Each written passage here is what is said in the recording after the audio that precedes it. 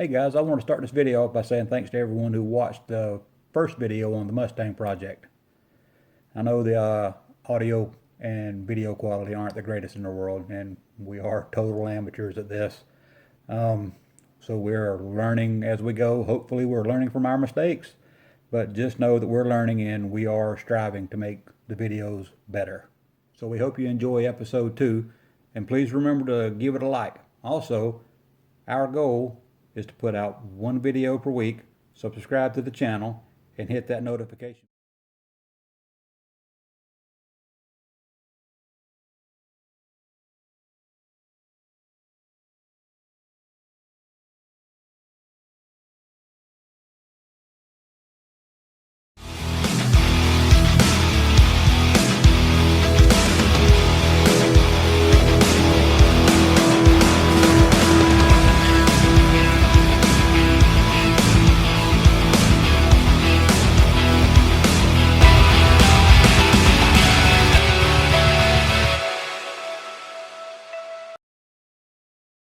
Okay, I've got the K-member in where my marks are from the previous measuring attempts.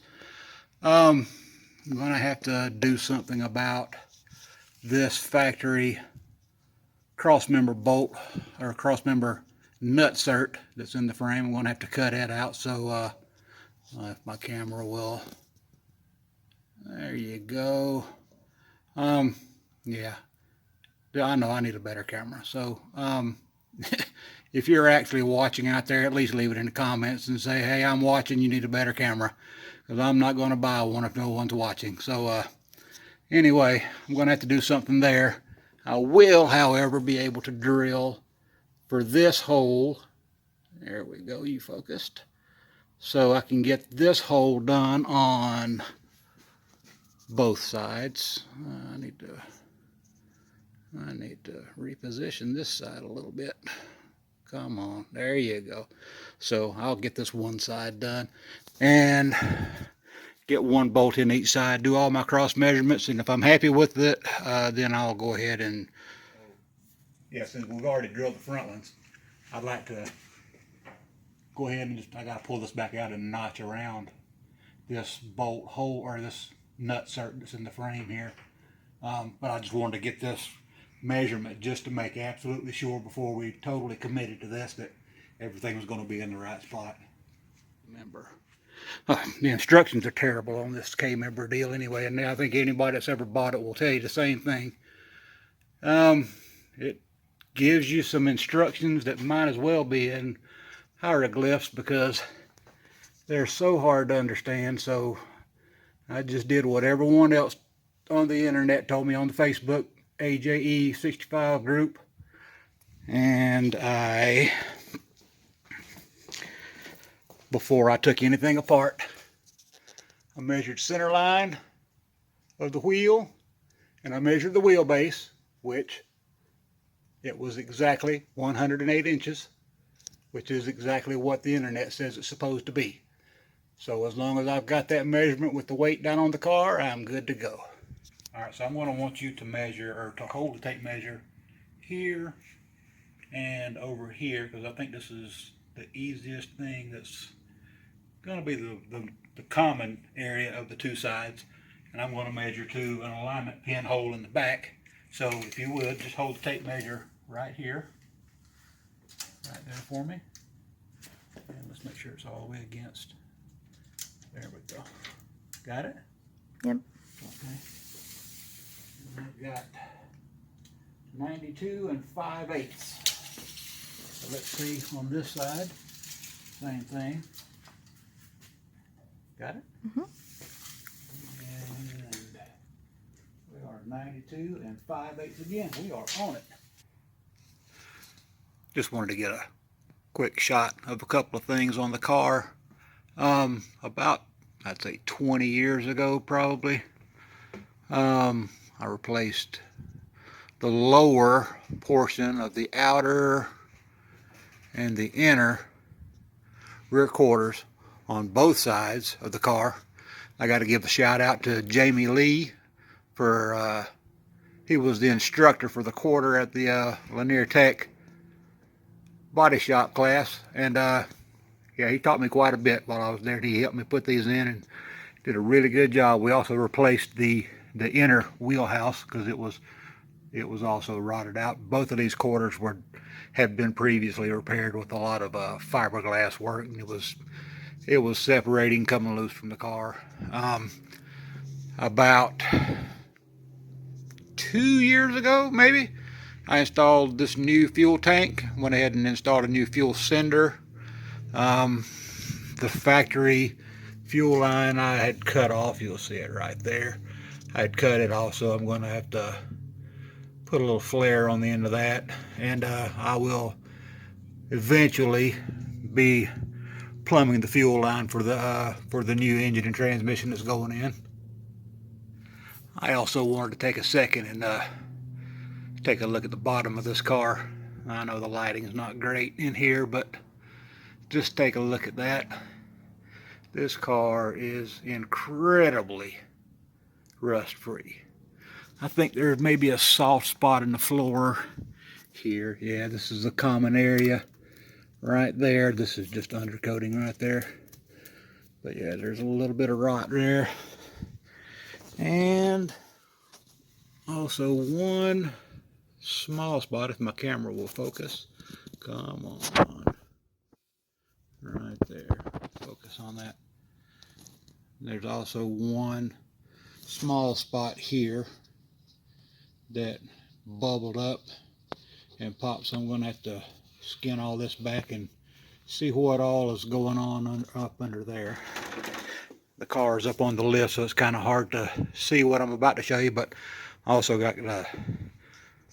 would also like to give a shout out to my dad. Thanks for letting me bring the car over and put it up on the lift, because this kind of stuff is so much easier to do while the whole car is in the air instead of trying to do it on jack stands in the garage. And I believe this is the worst spot of rust on the entire car. You really couldn't see it before we took the trim off, because it was just a bunch of bubbling right here up under the trim. But once we got the glass out, that's what was staring us back in the face. And there's another small one. Let's see. You probably won't be able to see it from here, but on that side of the car. But if that's the worst I've got to deal with, I consider myself very fortunate.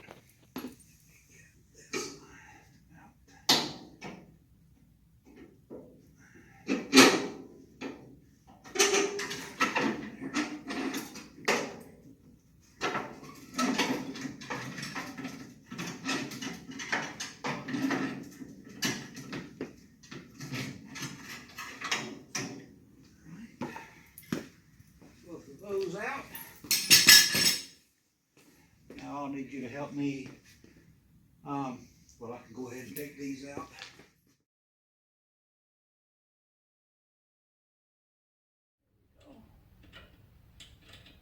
There we go.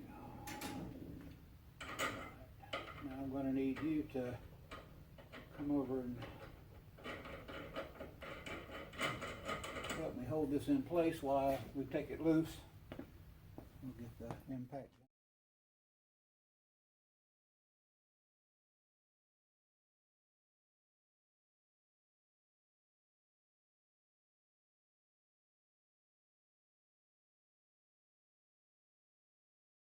Alright, so what I'm going to do here is we're going to try and notch this area out here so it'll clear that nutsert in the frame. I believe this is going to be a lot easier than trying to cut that nutsert out of the frame and re-weld something in. So here we go. Alright, let's cut this side out.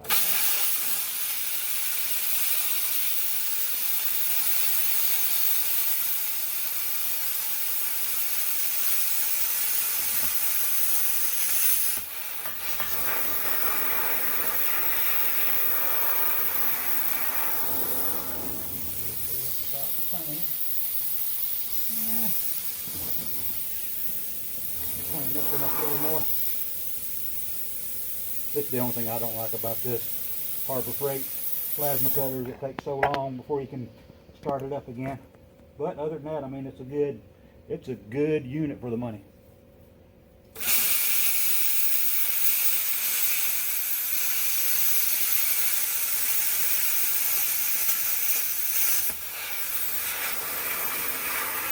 Okay.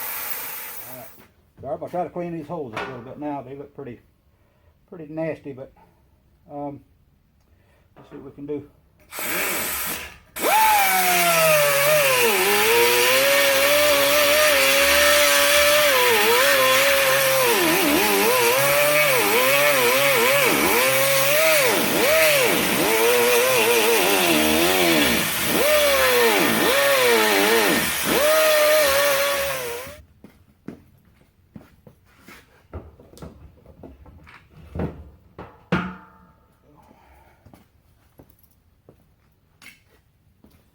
I think I got this side a little bigger.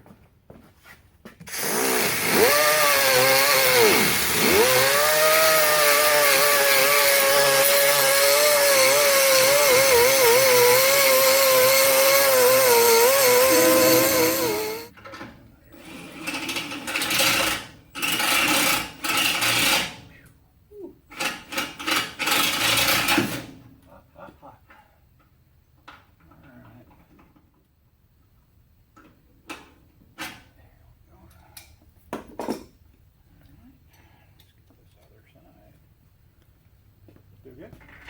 Mm-hmm.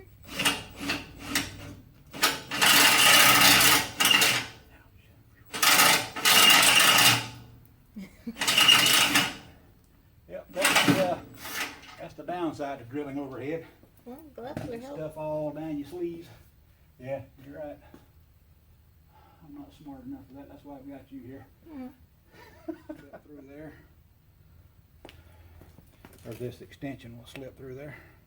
It did on the others. I don't see why it wouldn't here. Yep. There we go. Okay, so now I've got to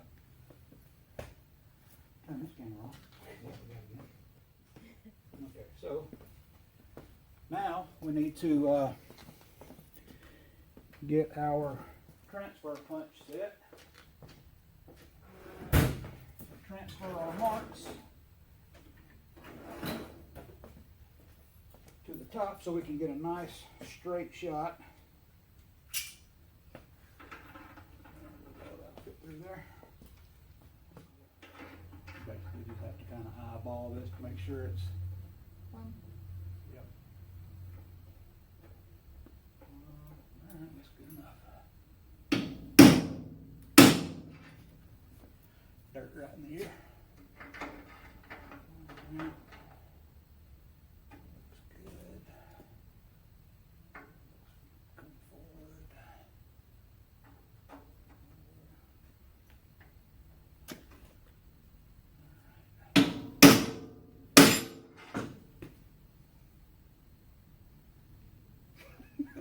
Okay. Reach through there and find the hole.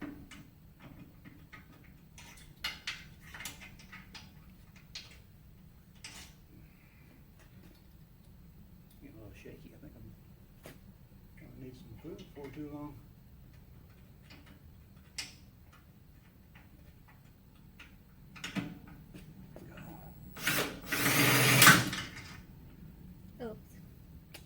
Well, so much for that.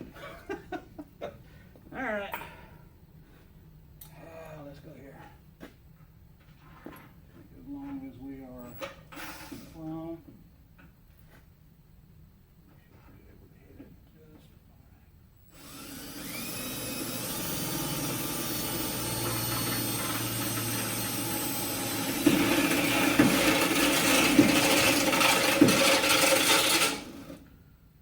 uh-oh, battery's dead. Would you hand me the battery out of that, please?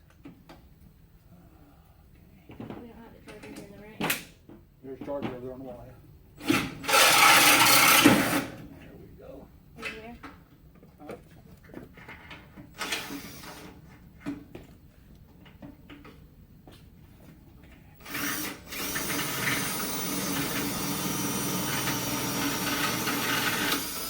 Oh no.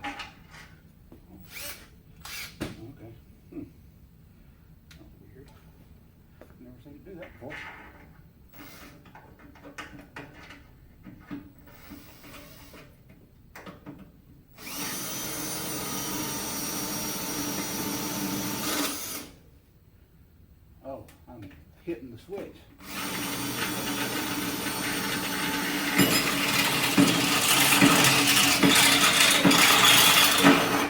Okay, good.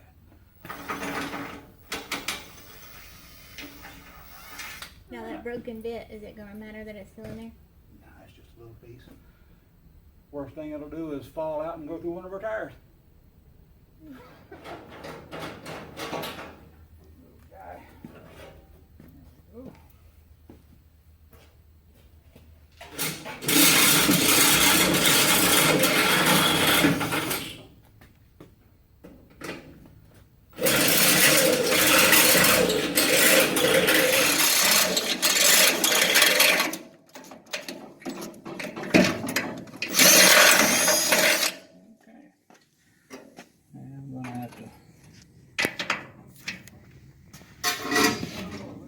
Clean that up a little bit more. Go up one more size. Oh boy. I should cut this away, but no, let's just do this. It should be okay.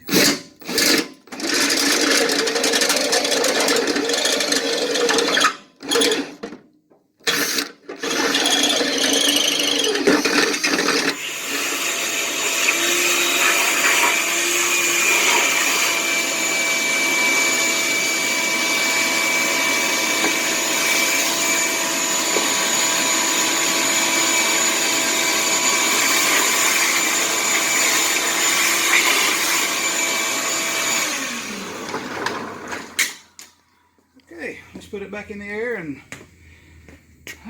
get her bolted in.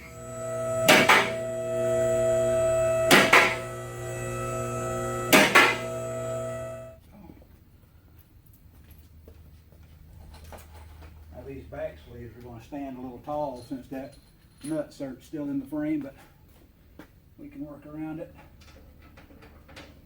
There we go.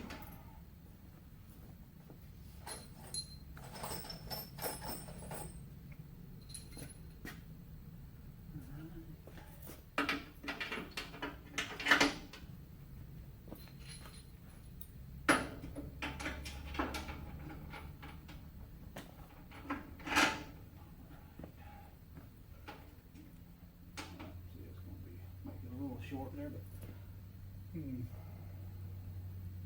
I am going to have to trim these, trim the crush leaves down a little bit. So, but I mean, for right now, we can just get it and hold it in place and just make sure everything's good for mock-up. Sit down further, but actually that kind of works out a little better because I mean I've got more material to weld to instead of just tack welding all the way around these that are sitting pretty flush with the top of the frame rail. So, but it's okay, it's fine. Let me run grab the K-member and we'll set it back up in here. I'll give you these two. You said you don't have a pocket, right? Yeah. Okay, or you might want to just set them right here somewhere. Just set. Oh, let's take that. Oh, I need to grind that off. Stop. Cut. Now, like I said, let's grind this off before we try to put it up.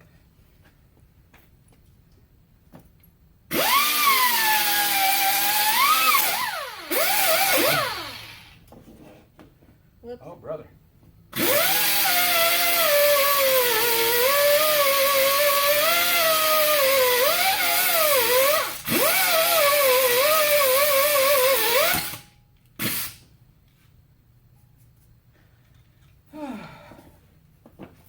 It's almost like I know what I'm doing.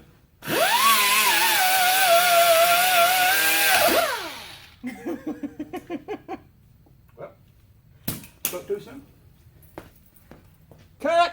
When that little plastic piece breaks out, you pretty much have to resort to violence to get it out.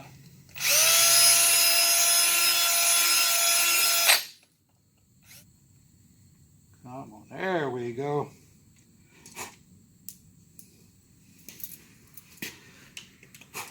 All right, now let's try this again.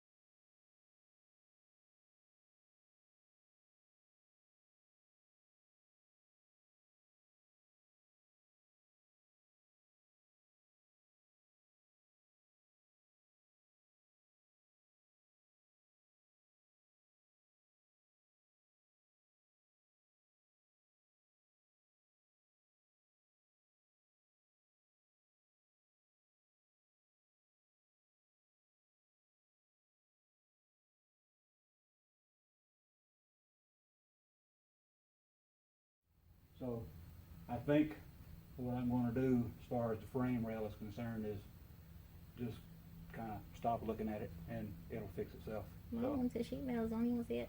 exactly.